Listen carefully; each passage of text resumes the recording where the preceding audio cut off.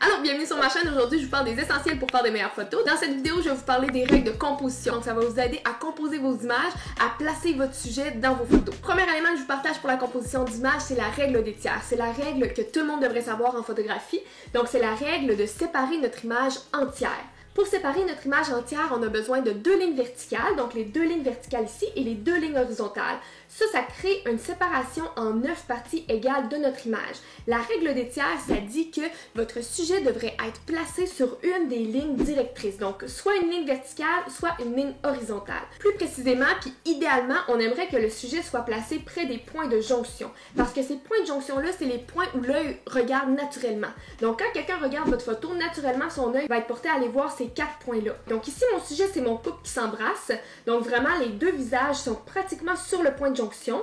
Le corps de la femme ici est placé directement sur une ligne directrice et le corps de l'homme aussi. Ensuite, la règle des tiers, ça nous dit aussi qu'on veut que le sujet prenne le 2 tiers de l'image, pas plus, pas moins. Ça veut dire que mon sujet ici, qui est mon couple, doit utiliser l'espace de 1, 2 et presque 3, mais pas complètement les 3. Donc ici, vous voyez, j'ai mes 3 séparations, puis mon couple arrive un petit peu au-dessus du 3e tiers. Donc je voudrais pas par exemple qu'il arrive vraiment près de mon cadrage, parce qu'ici, ça occupe trop d'espace dans ma photo, ça laisse pas respirer notre sujet.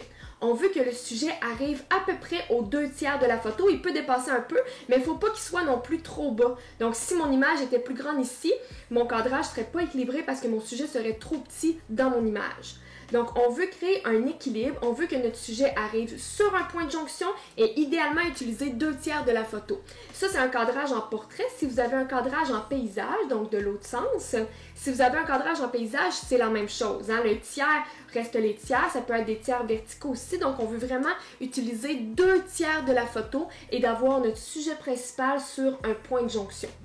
Le deuxième élément de la composition d'image que je veux vous partager, c'est le cadrage naturel. Donc, quand vous prenez une photo, il y a plusieurs éléments dans votre décor, il y a plusieurs éléments dans le paysage que vous prenez qui cadrent naturellement votre image. Donc, ici, j'ai mes arbres qui viennent cadrer naturellement mon sujet. Donc, les arbres qui sont à la verticale ici, qui sont plus foncés, viennent directement diriger mon regard vers mon sujet. Donc, ça, c'est du cadrage naturel. Quand vous prenez une photo, vous devez prendre en considération tout ce qui est autour, donc vraiment les éléments d'arrière-plan qui vont venir cadrer naturellement votre image. Ici, mon sujet, c'est mon smoothie. J'utilise tous les éléments du cadrage pour venir diriger l'œil vers le smoothie.